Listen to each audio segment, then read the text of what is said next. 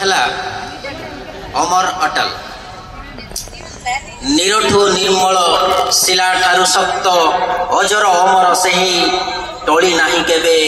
ଝଡ଼ର ପ୍ରଭାବେ ଅଟଳ ନାମକୁ କହି ଏ ଅଜାତ ଶତ୍ରୁ କର୍ମବୀର ଭାରତ ମାତାର ଗର୍ବ ସ୍ଥିତ ପ୍ରଜ୍ଞ ତୁମ୍ବ ଭାବମୂର୍ତ୍ତି ଦେଖି ଶତ୍ରୁ ଗର୍ବ ହୁଏ ଖର୍ବ ପରାଜୟ ପାଇଁ ନାହିଁ ପରିତାପ ଜୟ ପାଇଁ ନାହିଁ ହର୍ଷ ବ୍ୟକ୍ତି ନୁହେଁ ସେ ବ୍ୟକ୍ତିତ୍ୱ ବଳାଏ ସୁପୁତ ଭାରତବର୍ଷ ଅଗ୍ନି ଠାରୁ ତେଜ ଶବ୍ଦ ଯାହାର ମିସାଇଲ ଠୁ କ୍ଷିପ୍ର ବୁଦ୍ଧି ସମଗ୍ର ବିଶ୍ୱରେ ଭାରତ ମାତାର ସମ୍ମାନ କଲା ବୃଦ୍ଧି ଯାହାର ନିର୍ଦ୍ଦେଶେ ଇତିହାସ ରଚିଲା ପୋଖରାନ ମାଟିର ଧୂଳି ଉତ୍ତପ୍ତ ମରୁରେ ହର୍ଷର ଲହରୀ ଶତ୍ରୁ ମୁଖେ ବଳେ କାଳି ଗଣତନ୍ତ୍ରର ଜାଗ୍ରତ ପ୍ରହରୀ ଭାଇଚାରାଜାର ସିରି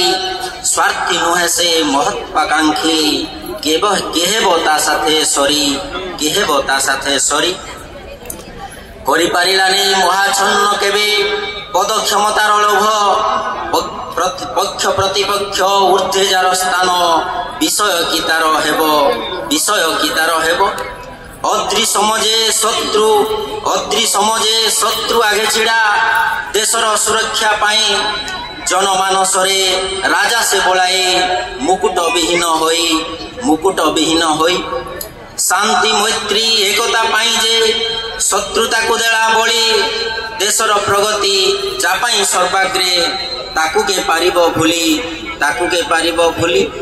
ସମ୍ମାନ ଯେବେ ସମ୍ମାନ ପାଏ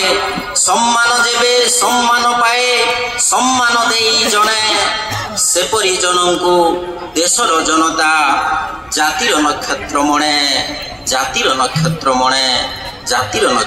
ମଣେ। ଧନ୍ୟବାଦ।